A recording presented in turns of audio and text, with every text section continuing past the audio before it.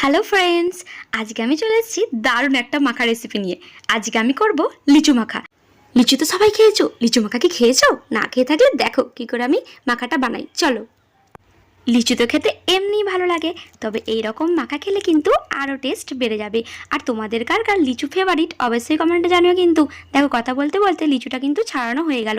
এরপর ভেতরের বীজটাকেও বার করে দেবো। আমার সমস্ত বীজ বার করা হয়ে গেছে। এবার লিচু মাখা করার জন্য প্রথমে একটা লেবুকে পিস পিস করে কেটে নেব। এরপর শুকনো লঙ্কাটাকে আগুনে পুড়িয়ে নেব।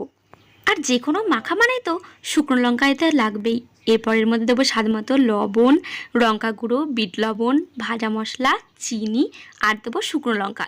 ব্যাস, আর কিছুই না। এবার দেবো কাসুন্দি আর স্লাইস করা লেবু। এবার ওপর থেকে চাট মশলা ছড়িয়ে দেবো।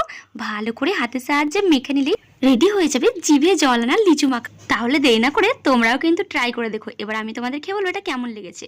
জাস্ট ফাটাফাটি।